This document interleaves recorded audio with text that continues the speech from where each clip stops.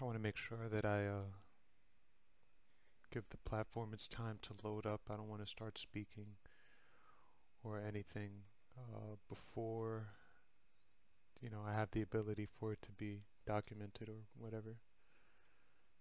This might be my little confessions, or not confessions, Never done. just my little venting, I guess, if I can call it that. And I think that this time should suffice. Good afternoon, good morning, good evening to wherever you are. It is a pleasure to be here with you today, and my name is Prophet. Uh, Not a born name, a self-designated name that seemed to have adapted, but it's a pleasure to join you here today. I want to give a shout out to all my Twitch communities, Team MC Lurk Force and Twitch Kittens. Also, big shout out to Coin Fantastic. Find out who we are on Telegram, Facebook, and Twitter. Also, soon to be on our own webpage and YouTube. And I'd also like to give a shout out to the new up and coming project that I will be taking part of, that I'm actually quite excited for, to be completely honest. And though what I'm saying right now will probably fall upon deaf ears right now, well, not deaf ears, but ears that aren't currently here. I'm hoping I should have more confidence in my statement, but I'm not an arrogant person, nor do I ever want to make assumptions. So I am hoping that my voice has some type of echo, if not now, but in the future. Today I actually just wanted to touch on a range of topics. Maybe not a range of topics, but just some topics that seem to bother me or seem to want to be spoken or released or just put out there uh, as a piece of myself and as a piece of the person. It's weird using those words now, myself, uh, just after what I heard. I Let me not get off on too much of a ramble, but um, just a piece of the person that is presenting himself here. I feel like to be able to build an audience or to be able to build some type of connection, I would have to be a little vulnerable and speak on who I feel I am or what I structure myself to believe. Um, if not, then I'm just another dude playing video games. You can find a million of those. So, um, I don't know. I kind of just wanted to speak on my moment, what I'm seeing at the moment, and just the things that are going around in my head. And there's actually one topic that I've been weary to touch, but wanting to touch, just because I feel I want, I feel that other perspectives are needed. I'm always one up for debate, especially adult debate, that two parties can sit there and have a discussion with each other pertaining to one fact, and though they disagree, there's something beautiful that happens in there because something else can be created. Um, let's say, and it happens every day if you think about it in the growing process of children. You're in a home with two varying personalities, a mother and a father, two complete different spectrums, or maybe to the same spectrum, residing in your home, and these ideologies and these philosophies are dictated. If not dictated, then because there are certain families that, religious beliefs and societal beliefs are imposed on a child. But even more beautiful is when a child is able to reach his own conclusion after analyzing both sides of one coin. And I feel like with a debate, it kind of does the same thing in the sense of it might give birth to a new idea, a new solution, which many people aren't really looking for nowadays. Everyone's focused on the problem in the past. Make America great again. The key word being again. Though, me personally, I'm not sure what time we're trying to regress back to if you're trying to repeat a point of history. Who knows? But that's just one little topic. But I guess I'll start with this. I guess since I made that little point. And if there's anyone out there that would like to give some discussion or some input on this, please come to Twitch. Twitch.tv/prophet, PROPHETE_XV. I'm open for debate. I'm no coward. The reason that I'm actually documenting this live. No script. I don't need a notebook in front of me. It's just what I feel, and uh, I don't. I hope that there's no right and wrong. But I believe in my stance, and I believe in my purity enough to be able to document this publicly instead of going behind the scenes and editing what I'm saying or things like that. But anyway, to touch on current matters in the US, which I'm actually really afraid for. Raven, thank you for the auto host, and welcome to the 3 new viewers just joining me on my little uh, debate slash discussion slash diary entry, whatever you want to call it. But it's the state of where we are as a society today. I won't even say America because I am a United States resident, born and raised. Well, I don't think there's any other way. But I'm a United States citizen, and I can only really have a perspective on the environment that I grew up in. I can't really speak on other entities. However, I'd like to speak on everything as a whole. Maybe not even really. I can only speak on the United States because that's my home. So I'm going to speak on how I feel as a resident of my country, as a millennial, which gets thrown around nowadays and is an insult. Or not even, yeah, maybe is an insult. I don't know. I feel such negativity when certain people, like last generations, call me a millennial. Um, it's a title that I wear proudly, but like my parents, you're such a millennial, and that could be taken sensitive. Oh, it's Prophet, you're being sensitive, but no, there are other environments and things of that nature when older parties viewed my possibly naiveness, which is fine, but I can take that, but my enthusiasm for life, my enthusiasm for the future, and my wishful thinking, I'll put it as just some young millennial concept that can't be true.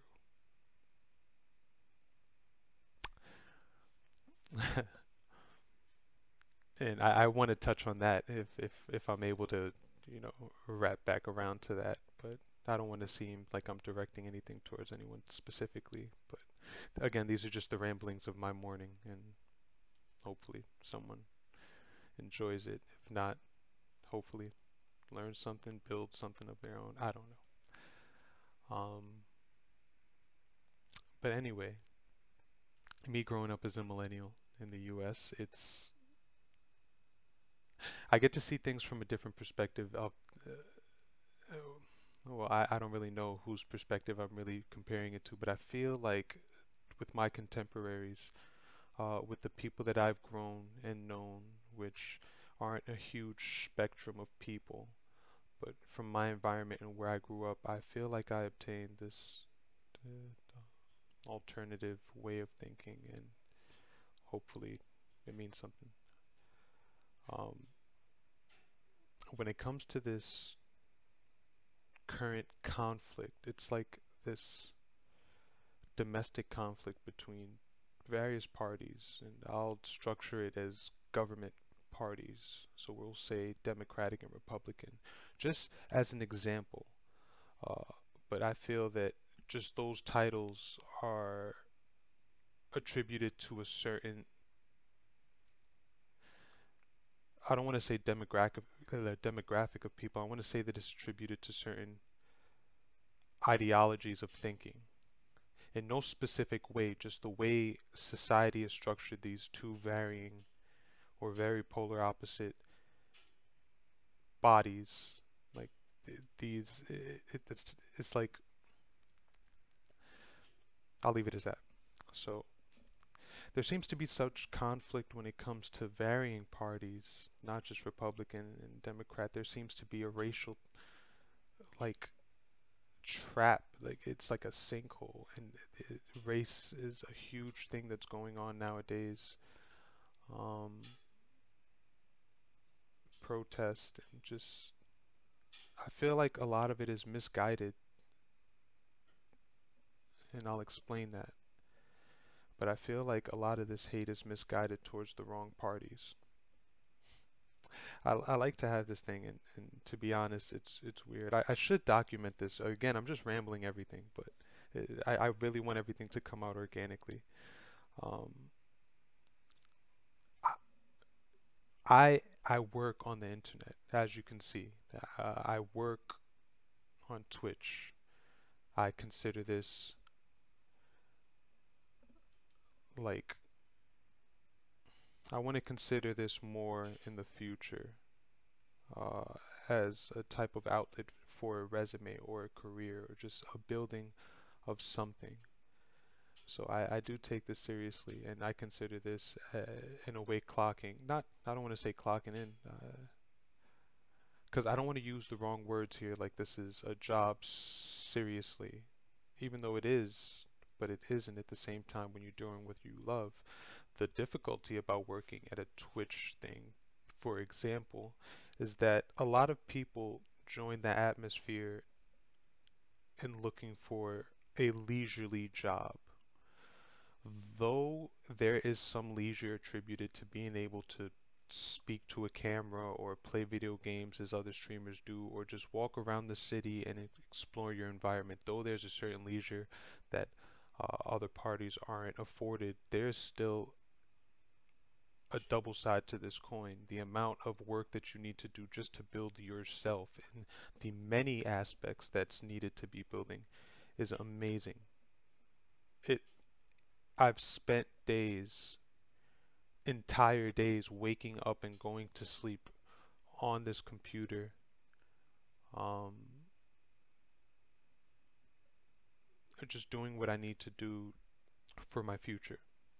But in my travels of doing this, in my networking and me being in various places, I've gotten the opportunity to speak to alt-right,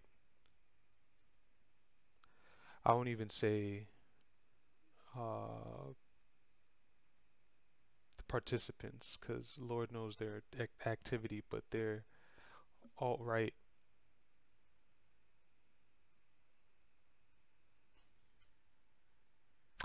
There's a word for this, and I'm missing this. It's it's not accepted. Um, it's a belief that might be inherited or condoned. That philosophy.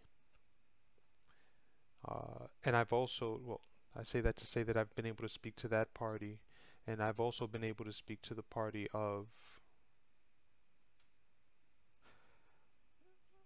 what we have previously in history called the minority, the people in the lower and middle class, for I grew up in that environment. I am a part of that environment still to this day. I am no rich man. I am no lucky man. I still consider myself, when I walk out this door, to be a part of a society that a lot of people don't see, and I rub my elbows with people that a lot of people wouldn't congregate themselves with. Not out of choice per se all the time. Sometimes it's out of necessity and survival. And I feel like a lot of people don't take that into consideration. Um, so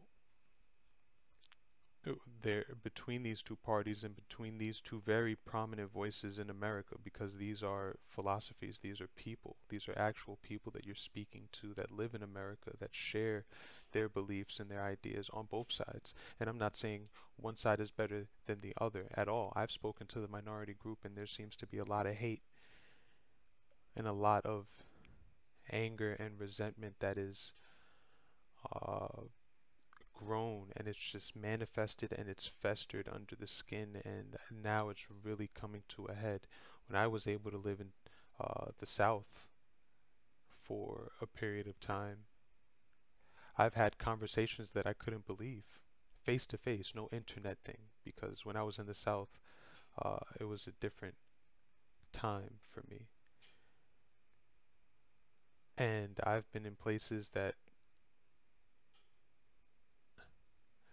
it baffled me.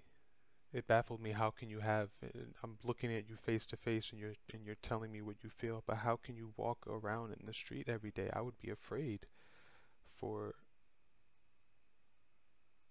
the opposing party. It's like your ideology is so misguided, and it's so that I would feel bad for the gentlemen that accidentally cross paths on the wrong day.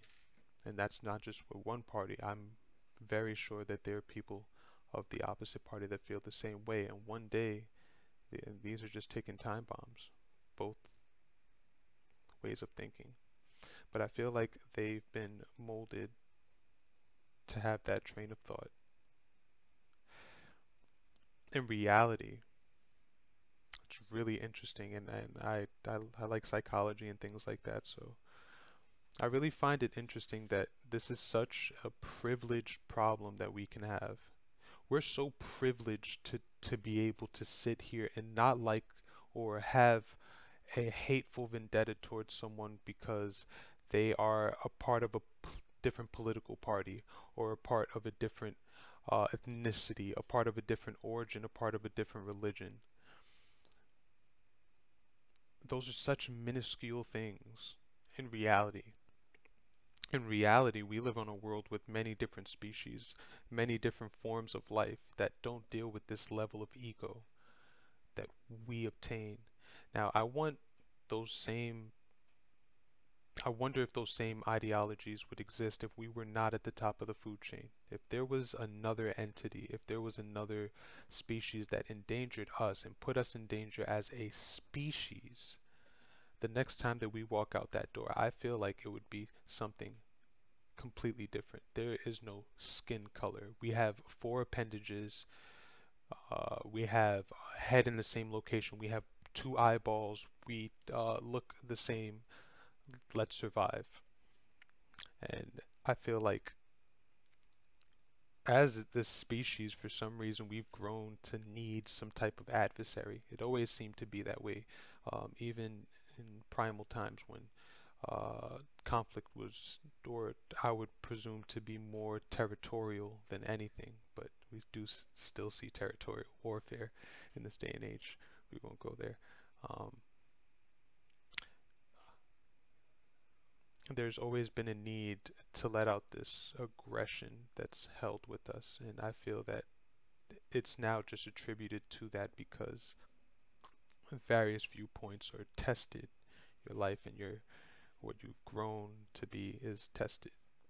In my opinion, what this whole thing, and I've learned this when I was younger, I'm not sure if this was from a therapist of mine or um, something that I've just learned from my father, or just something, but it's one of those things that I've learned since I was a kid. It was when you're trying to remove something. Let's compare conflict to a blade of grass or a field of weeds. I can take a hedge clipper, I can take a lawnmower, and I can fuck up those weeds real good, chop them up, and then sweep them away, and there they go. But at the end of the day, the root is still there. Whenever you try to remove a problem, always go for the root of it. And the root of it may not always be what is on the surface and what you see. So, in my opinion, what this all stems from, there is no problem of color or the varying ideologies. It seems to be a hierarchical debacle or a hierarchy, a conflict due to hierarchy. Um, let's take for instance BLM, which it's been crazy to me. I've spoken to sympathizers. There you go. That's the word I was looking for. Sympathizers of the alt-right movement that have considered Black Lives Matter or BLM, which I'll be referring to it from like that from now on, but refer to BLM as a terrorist group. A terrorist group, which is really interesting to me. In essence, their argument is not about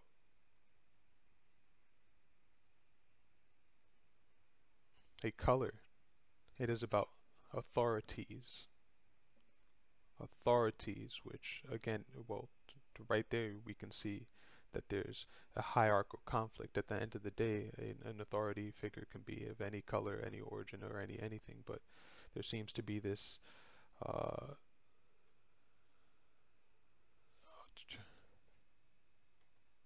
no, I have not. Turn outbound out? How do you do that?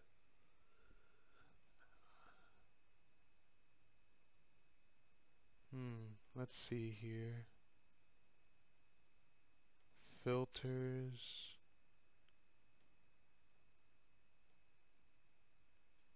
should be an option. Give me 1 second. Compression. Hello, hello, hello. Is that better? Volume, mixer under sound. Way better. Awesome, awesome. Thank you for the heads up and thank you for coming by, Kill This. Right now I'm just kinda, you got it. Sweet.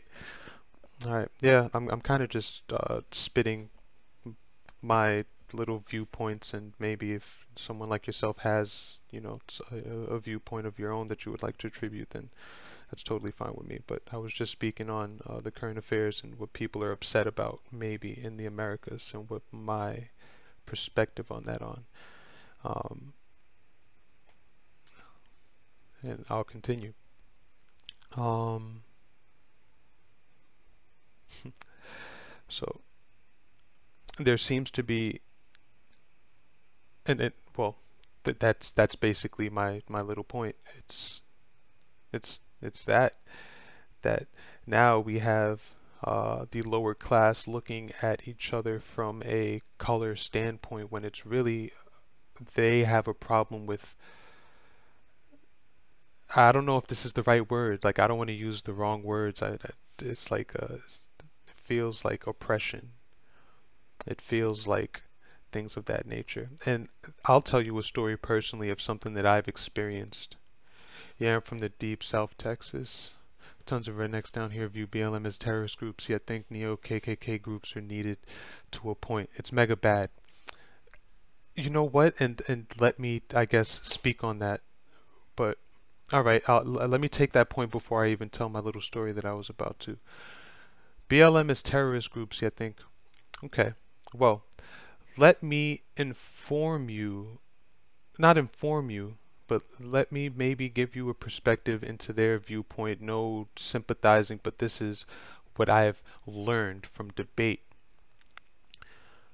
Apparently, and when it comes to disrespect, then disrespect is something in its own. Like if you're disrespectful, then there's some malintent in your philosophy regardless. But all right. It was called tribalism. Was it tribalism or things of that nature? It was a philosophy that I don't have to I don't I don't have to accept interbreeding. I don't have to accept tainting our bloodlines, and that America is now forcing this philosophy of needing to coexist with one another. And I feel that we should stay with our people. This was this was the argument that I received. I'm not saying that I agree or whatever. I'm not going to view that. I'm just going to give my own philosophy on that. America, in its essence, is a huge melting pot. And it's kind of weird to see because, in a way, their philosophy is implemented every day. I live in New York City, where if I go to Northern Boulevard in Queens, let's say, which is a long boulevard that's in Queens. It goes from like 120 something all the way down to like I don't even know what, and then it just continues past numbers, and then it's just names, and then it's a very long place. Or you can even do Main Street in Queens, right? Which Main Street usually passes a long sector. You will very much see groups of people living with each other. So if I go down Main Street, at a certain point, there is a predominantly Asian sector of Main Street. And if I continue down, uh, eventually going down Main Street, I will hit a predominantly Jewish sector, a predominantly Italian sector, and a predominantly Spanish or Hispanic sector. Why is that the case? See, that's something that I really don't have an answer for, but though this is this huge melting pot and every day we cross paths with each other, I am friends with literally every single ethnicity that I can think of. I've met them and I've befriended them in my lifetime personally. But it's really interesting when you think about that. But I think that if you're going to live in America, I think that if you're going to live in America, the only way for us to progress is together. If you have some type of philosophy that you think that you wonder why people group, right? Yes, I do. Yes, I do. Though I know it probably comes from a very primal instinct, if not that people need a reason to group. When immigrants, oh, hold on, they find similar to help themselves. But that's the beauty of America. And watch this. And that this is going to argue your point right here.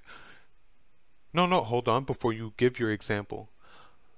When you're coming from another country, you have to adapt the ideologies of the country that you're moving to.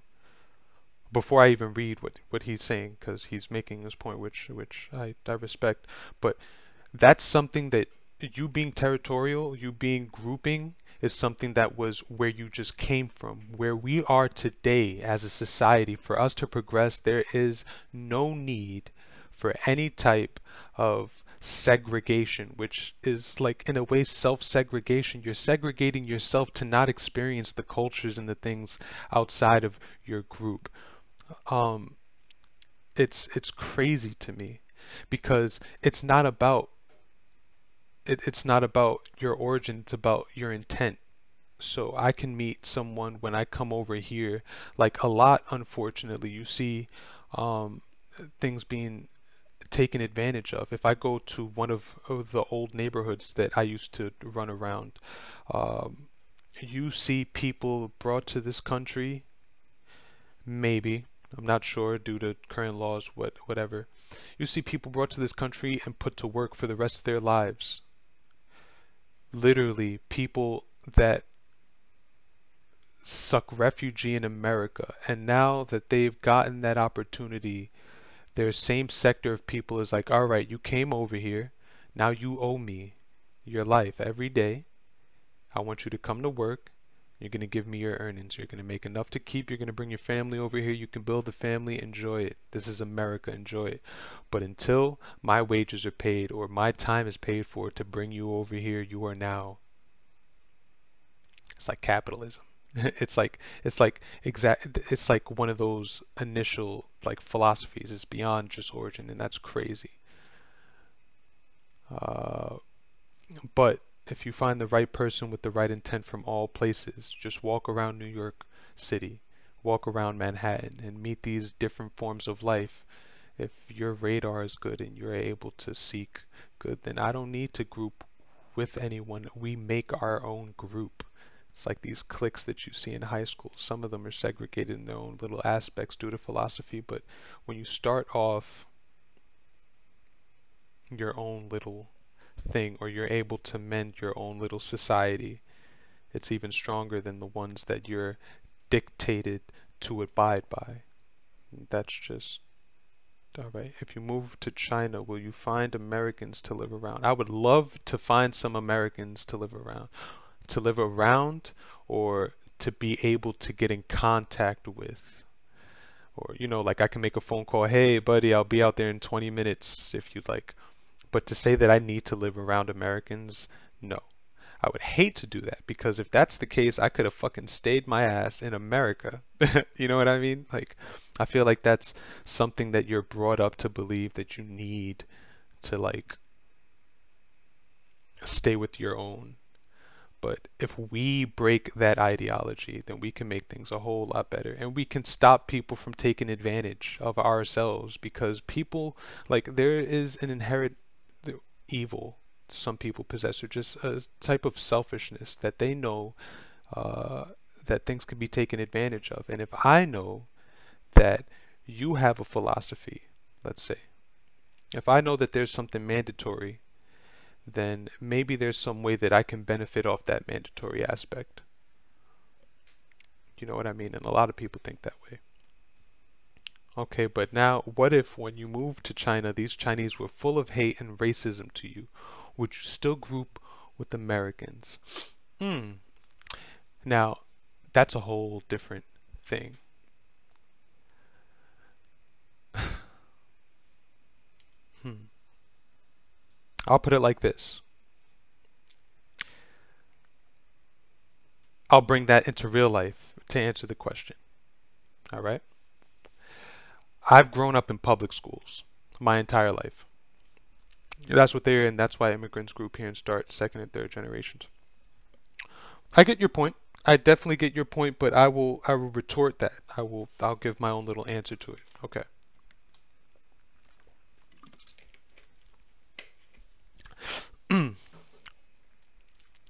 I've grown up in public schools since I was a kid. I went to public school, elementary school, public school, junior high school, and I graduated from high school public. But I took a year and some change to go to a private school. This private school was predominantly not me. Not, and I didn't take that into aspect. That's not something that, like, oh man, I'm going in here. No, but a predominant amount weren't me. And in there, it was a class divide. I'll tell you what, I grew up in the projects when I was a kid. I grew up in housing authority when I was a kid. Thankfully, I no longer do. But that's the environment that I grew up in personally.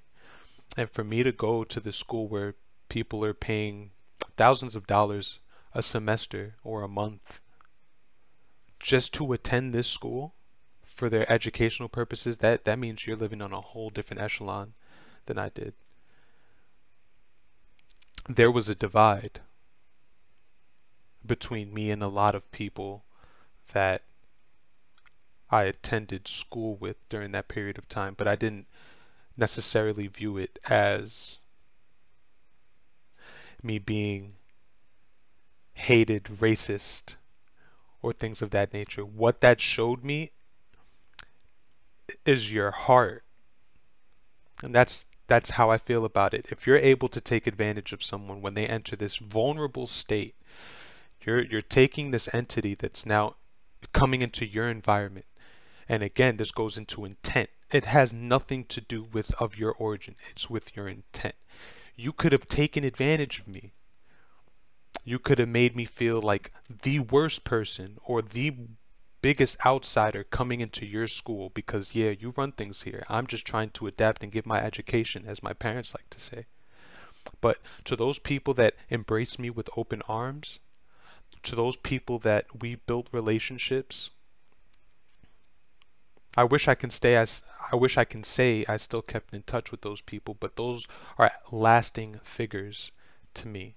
Those people will always mean something to me because your intent, it's your heart that's there. So let's bring that to China. If I go to China and everyone's being dickheads to me, but I get a group of people that I'm able to build that are from the origin of that place that really see me for the person that I am and are willing to deal with the negativity that's embraced with taking me in my life, then you deserve all my respect. And this gives me hope in the society as a total. That's how I feel. And I feel like that's not something hard to find in New York. There are a lot of malicious people in New York, and you really do have to get with the culture. But to say that there's no authentic hearts over here that you can adapt with, I think that that's terrible.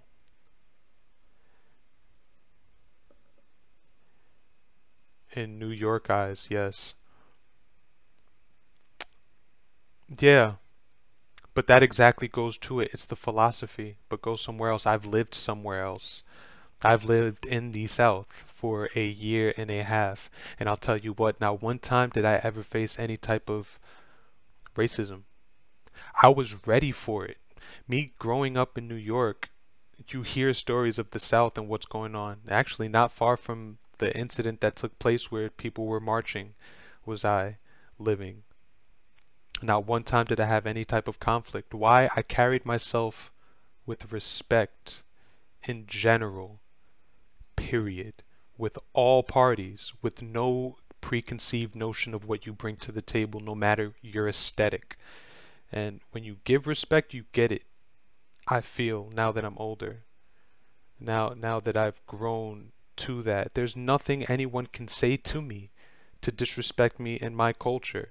And if you do, then that just shows your intent and your hate, your self-hate in a lot of aspects. I never give a person a reason to ever come to me in that way. If you really do come to me in that way, you really don't like color and you're ignorant to begin with. You are primal, and it is a medieval train of thought that I don't have to adapt, that I don't have to embrace, that I don't have to allow to taint me.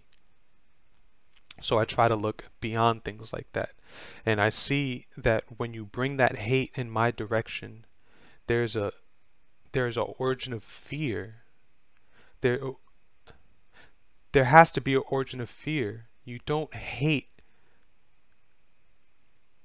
a peer. You hate an adversary. You hate your opposite. It's like, okay, you don't see for let's take one of the modern great ideologies of maybe this. It's like the Joker and Batman.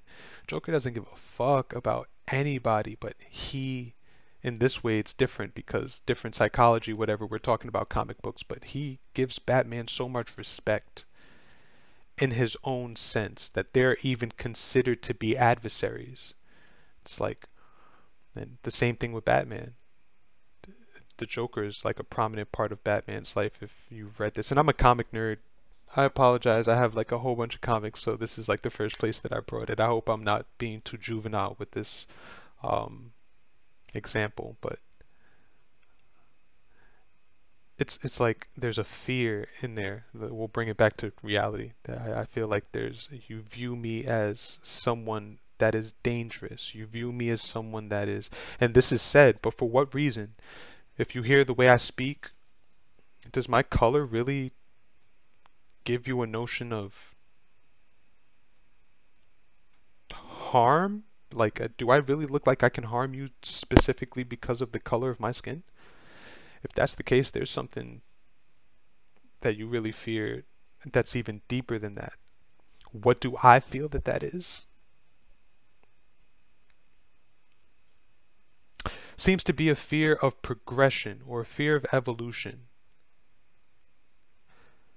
A fear that people will become obsolete or that they'll be wiped from the books. Like I've heard that being said before, and I don't understand that. I really don't understand that. Or is there some type of authoritarian position that's taken in your viewpoint that you will now lose some type of power loss? And that I'll stem this entire conversation back to the beginning where thankfully it transitioned back into my story. I don't feel like BLM is a terrorist group. I don't feel that anything of that nature. Um,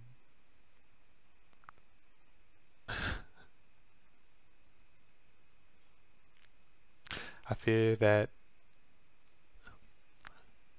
I feel that they are opposed to authoritarian.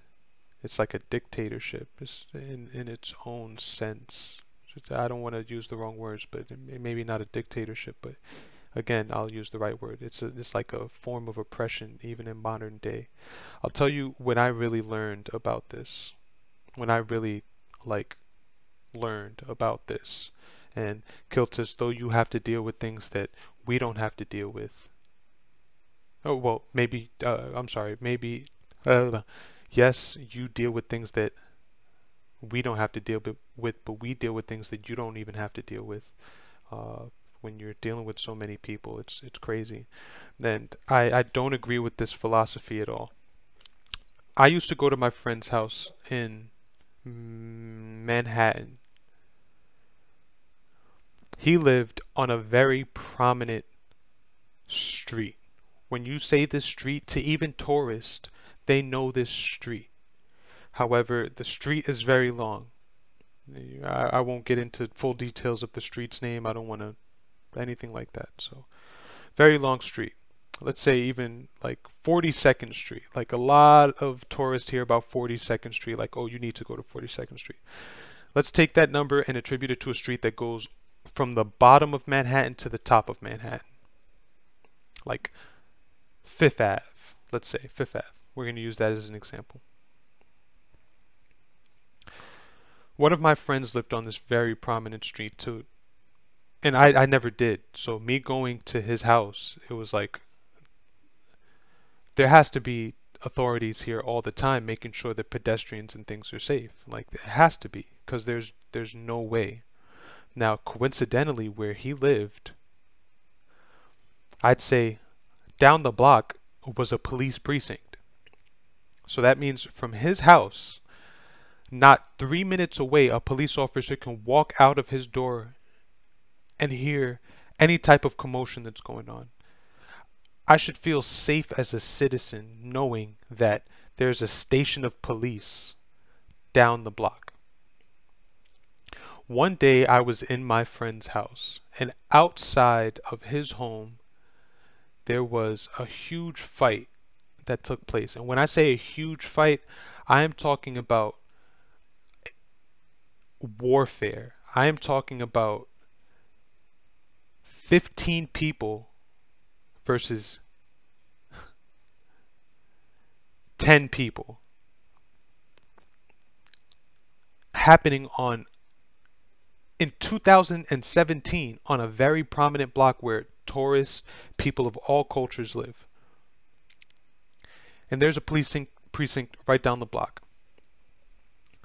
Gunshots were let off from that fight.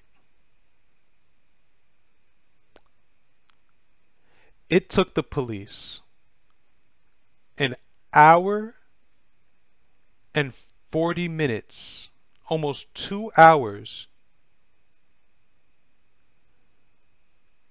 to go around the block. There's no way that these police officers didn't hear those gunshots being let off in the middle of the street. Literally, there's no way. I never understood it. I never understood. Well, as a kid, I didn't understand how that was possible. And me and my friend were very affected by that. That taught both of us a crazy thing. And one day I brought that up to my mother and I said, why? Like, why? Why? How is that possible?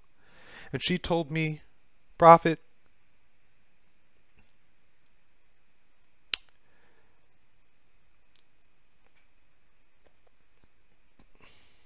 they want us to kill each other.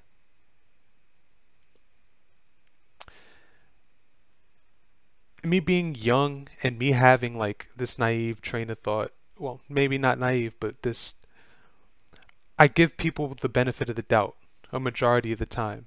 And I would never want to say that a whole station of police officers and men would want to hear people kill themselves and allow it to happen. How is that possible? But you sit there and you analyze the entire situation and how it transpired and what's going on, and there's no way that that's not the case. We are dealing with this youthful people that have all this energy. You're looking at the new generation and they're bred with hate. They're killing each other outside. I hear them killing each other. And I don't come immediately. I have no regard for the coming generation. I have no regard for the benefit of our coming generation. It's selfish, in my opinion. If there's anyone that can give me a reason why it would take that long for officers to dispatch around the block 2 hours for gunshots, I would like to hear it. But there's a philosophy behind that.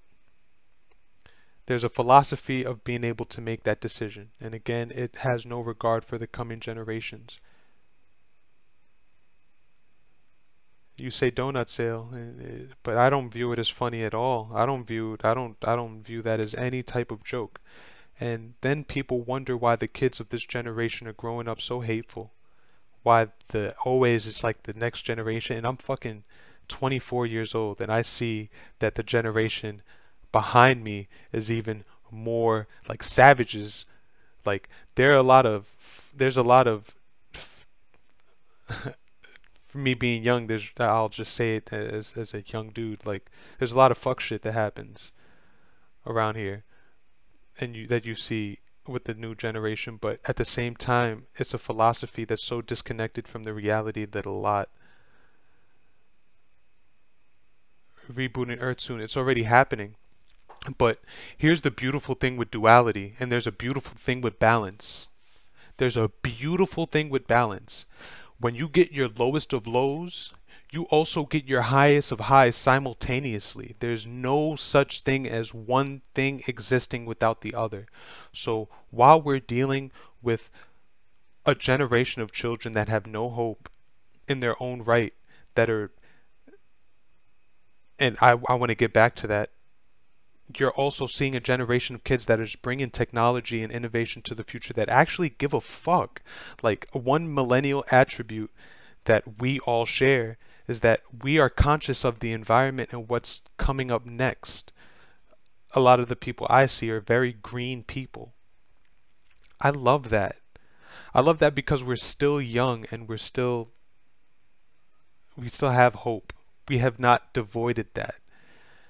I think that the generation that comes after ours, after this previous generation is through, and the ideology of the millennial, of the new child, is inherited and taught upon on their kids and their kids, I feel that yes, we are going to be rebooting the earth, but there's still a lot of maliciousness that's out there that needs to be rid of, and a lot of it is misdirected. I feel that a lot of it is of an anti-authoritative standpoint.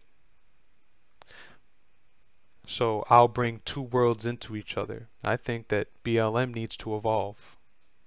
I think that BLM needs to evolve. And what I'm meshing that is with this new crypto phase. Not even a phase, this new crypto enhancement that's been adapted by the masses. Yesterday, the SEC had to have a hearing for regulations of this new crypto market. Why? Not because they decided that it's alright, not because they decided they want to implement it, but they had no choice. There's nothing that you can do to stop this crypto movement. This Bitcoin, this Ethereum, all these altcoins, this blockchain technology, along with all the rest of the technology, it is here to stay. That is evolution. That is revolution. To the point that we created something so beautiful that now the government and the mass population needs to hear about it. Everyone's heard about Bitcoin now at least once in their life. Everyone's heard about this cryptocurrencies thing. That is a revolution. When you force people to need to speak on this. And I feel that the way that things are being handled with oppression, with people opposed to oppression, like Black Lives Matter. Now, let me say this about the name before I even get too deep into it. I feel that they need a rebranding. I feel that this is definitely in need of a rebranding. And when people say all lives matter and people are opposed to that thought, then you are no more productive than your counterparts and you lose your message. My opinion. And that's misguided hate. They need a rebranding and they need an evolution. We need to bring this to something that includes all walks of life. We need to include every single ethnicity and origin into our philosophy against authoritative figures and oppression. As the lower and middle class that's supposed to stay lower and middle class and locked in to their 9 to 5 every day. I feel that that is what we need to fight. And that is no one sector of person. If you are fighting the authoritative figure, big brother, then we all need to come in as a people. So I feel that the name Black Lives Matter is counterproductive. The same way that feminism, not the thought or the ideology of feminism, but the branding of it. How can you call yourself a person of equality when you are blatantly attributing your side to one sect? That's like me saying that I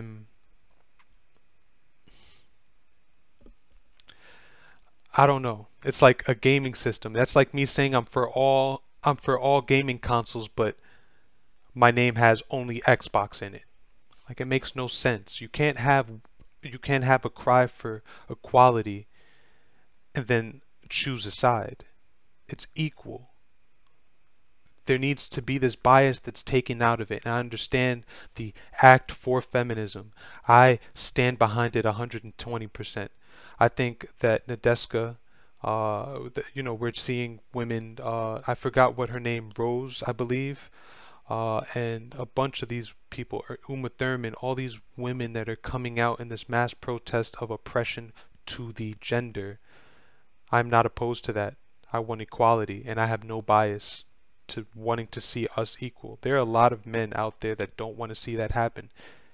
It's fear. It's fear to have your wife be able to walk into the house and talk to you like you talk to her. But that comes from your evils. And that comes from your evils. And that comes from an inadequacy that you have within yourself. In my opinion.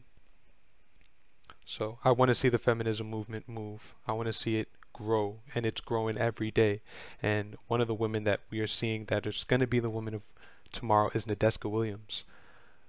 I hope that's her last name. I don't know if Nadeska, I may have just said Williams. It has nothing to do with Williams. I apologize. But Nadeska and what she's going through on all everyday struggle and her stance. She is such a strong woman, and I praise her 120% for being a strong woman, sometimes showing more fortitude and respect. What's going on, Ion? Welcome to the stream, bro. But she has more heart and balls than academics sometimes.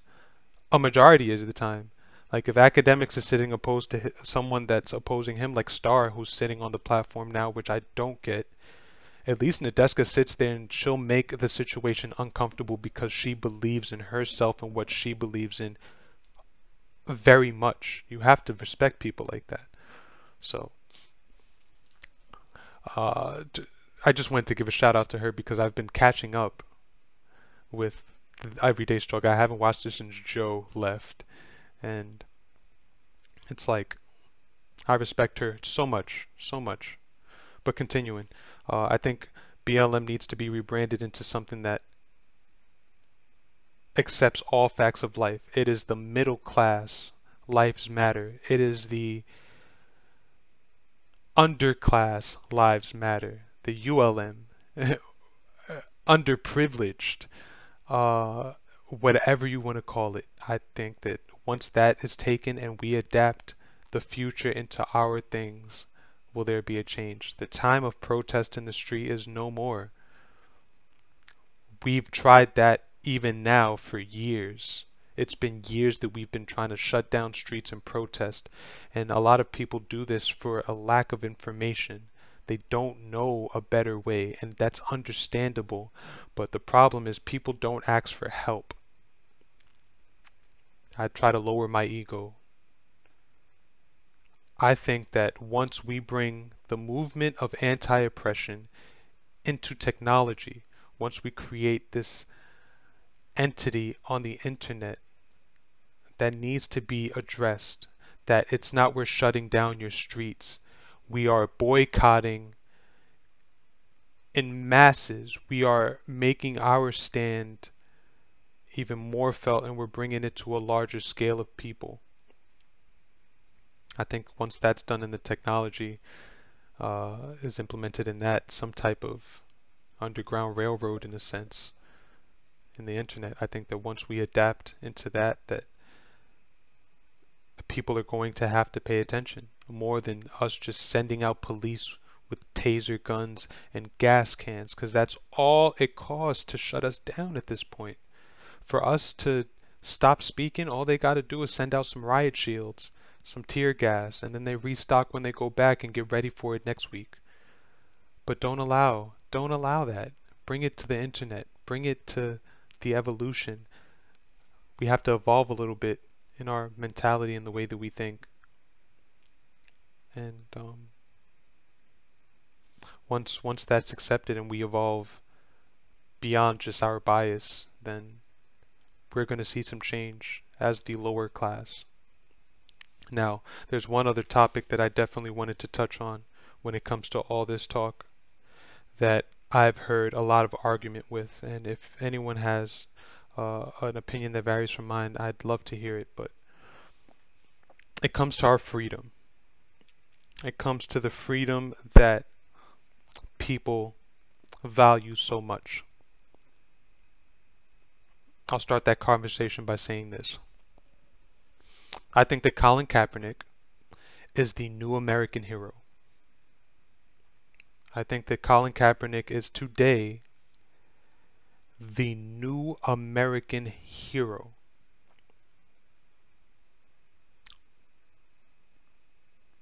Why? He sacrificed a career.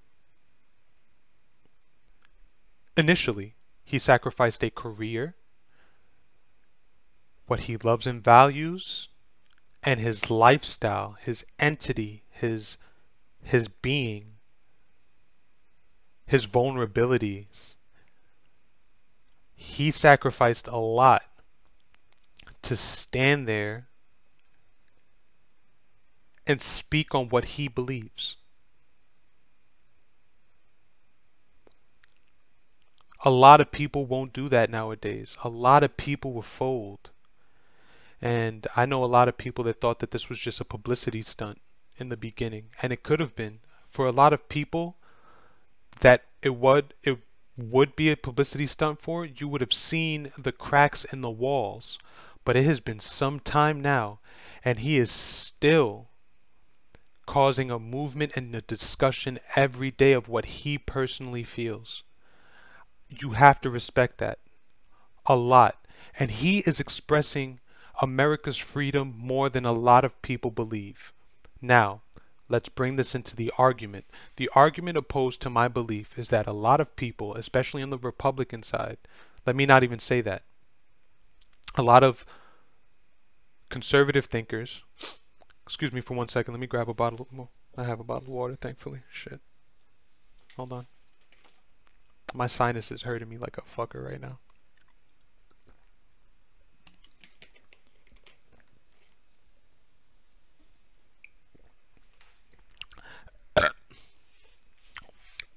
Alright.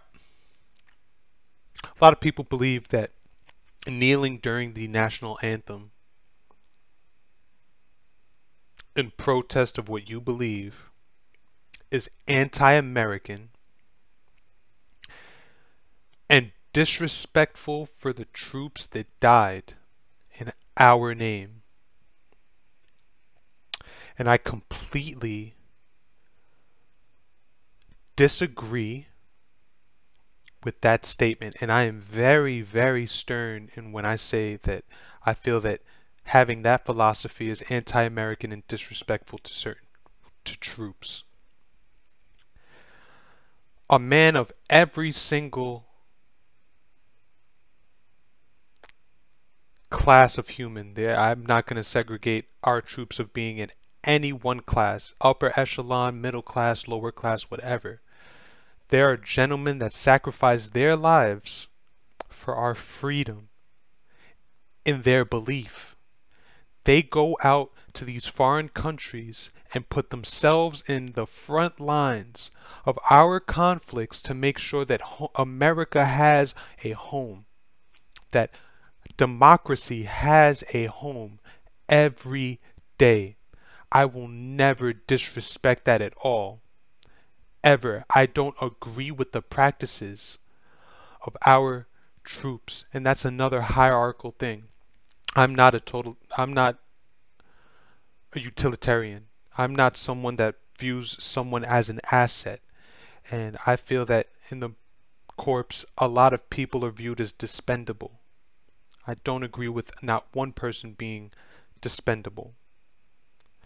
And that's why I'm so against when I hear a bunch of streamers that I personally know, they're talking about they want to join the forces. It terrifies me more than anything.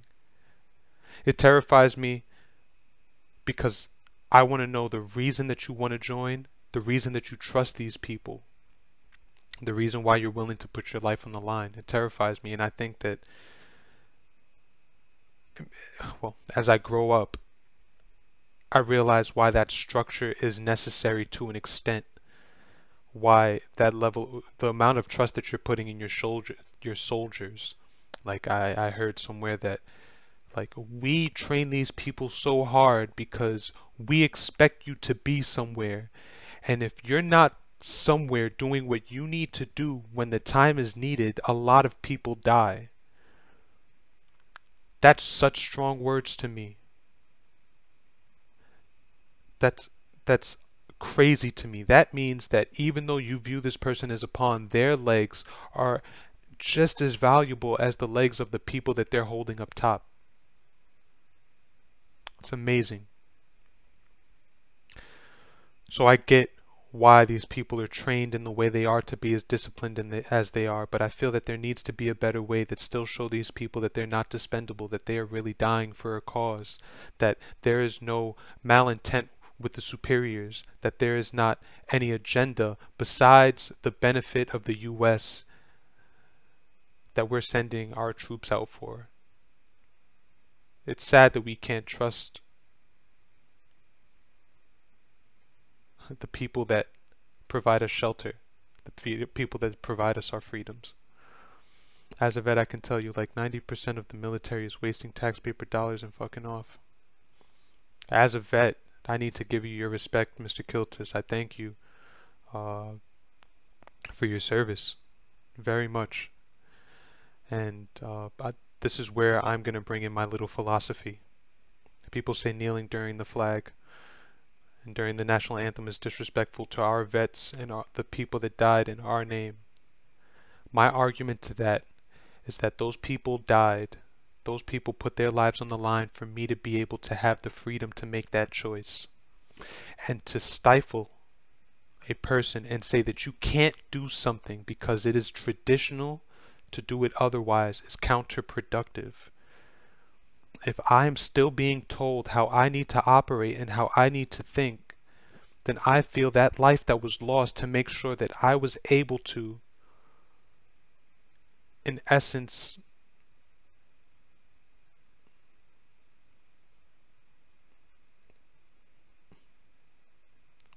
was it worth it? So, I'd like to put that argument out. And again, if there's anyone at all that has a varying statement to put to that, I would love to hear it. I would love to be able to hear your philosophy and maybe understand where this is coming from. Because at this time, I just view that as an argument, to be an argument.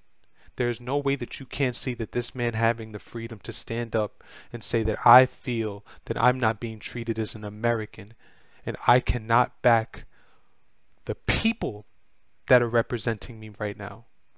I feel that if you're not at liberty to say that, then what freedom do we actually have? Where is our democracy? Period. Our vets and our people that served, that are currently serving, that are enlisting, they're making sure that I have the freedom to do that. Don't go against that. And that's my argument to that. No real vet I know gives a fuck about that. Do what you want, what we all say. Well, that is the argument that I am hearing. I've had discussions where people really find it despicable that this man is doing what he's doing because he is not showing you guys the respect. I think that, in my opinion, he is showing you all the respect. You literally are watching your work. You're watching the results of what we are doing every day transpiring right in front of your eyes. So, to anyone that feels that way, or anyone that feels the way that I do, I hope that there are many people that maybe this changes their philosophy. Hopefully. I hope that we can get past that.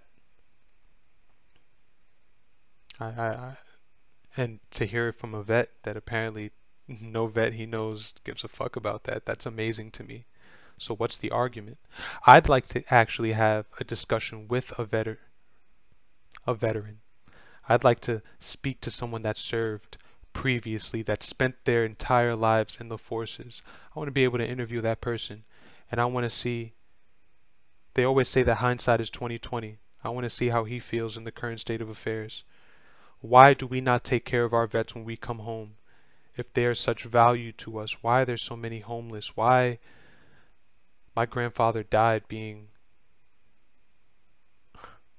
serving, and he didn't die at war, but he died due to the price of war.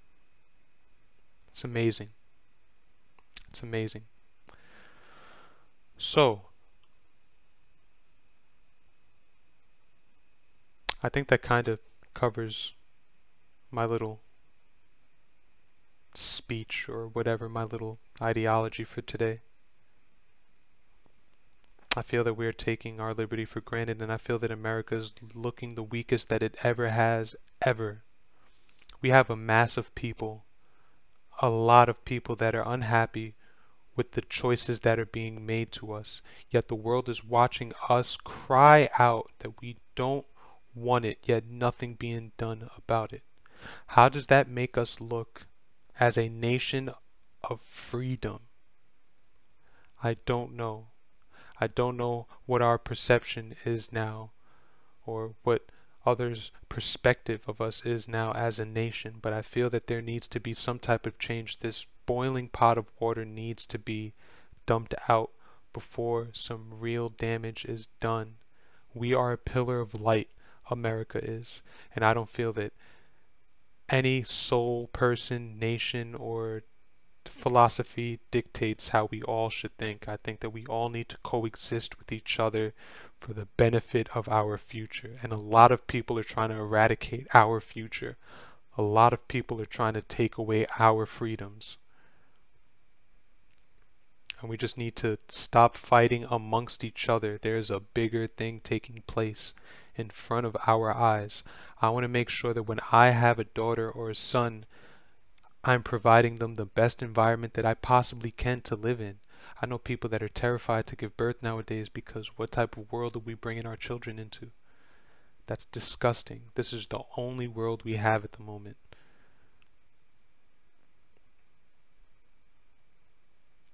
I don't know if it's going to take something that endangers the human species for us to really shapen our shit up. It seems that, and this is just my philosophy as well, I feel like a cataclysm is always what makes people wake the fuck up. But by then it's already too late.